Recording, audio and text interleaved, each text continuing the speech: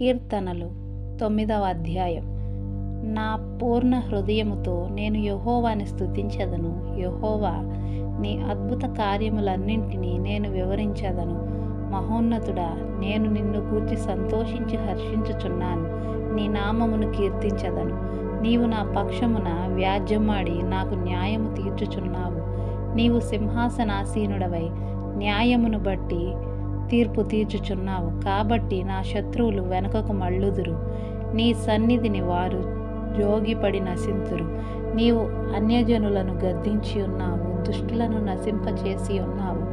వారి పేరు ఎన్నటికీ నుండకుండా తుడుపు పెట్టి ఉన్నావు. శత్రువులు నశించిరి, వారు ఎన్నడూ నుండకుండా నిర్మూలమైరి.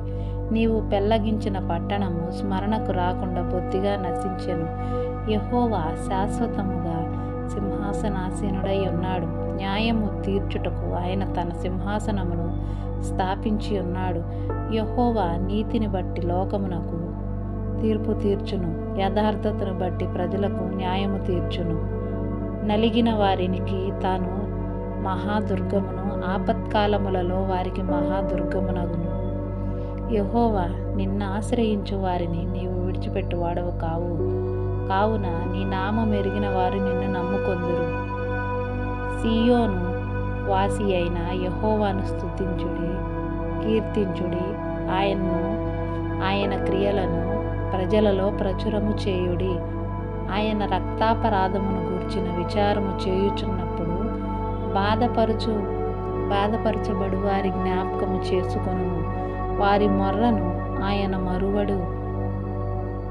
నేను నీ కీర్తి అంతటిని ప్రసిద్ధి చేయుచు సీయోను కుమార్తె గుమ్మములలో నీవు నీ నిరీక్షణ బట్టి హర్షించున్నట్లు యెహోవా నన్ను కరుణించుము.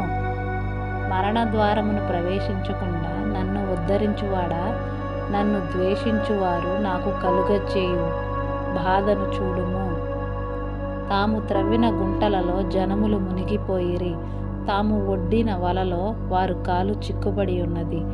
యెహోవా ప్రత్యక్షమాయను, ఆయన తీర్పు తీర్చి ఉన్నాడు. దుష్టులు తాము చేసుకొనిన దానిలో చిక్కి ఉన్నారు. దుష్టులు దేవుణ్ణి మరచుచు జనులందరూ పాతాళమునకు దిగిపోదురు. దరిద్రులు నిత్యం మరవబడుదురు. బాధపరచబడు వారి నిరీక్షణాస్పదము ఎన్నటికీ నశించదు. యెహోవా, లెమ్ము, నరులు ప్రబలకపోవుదురుగాక. నీ సన్నిధిని జనములు తీర్పు పొందుదురుగాక. యెహోవా, వారిని భయపెట్టుము. తాము నరమాత్రులమని జనులు తెలుసుకొందురుగాక.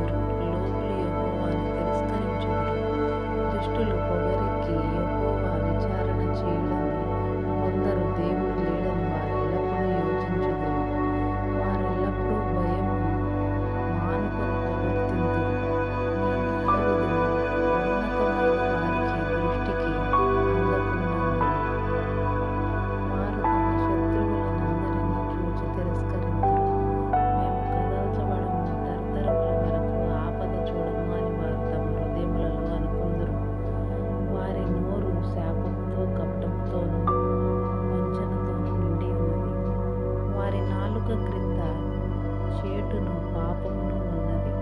తామెల్లరూ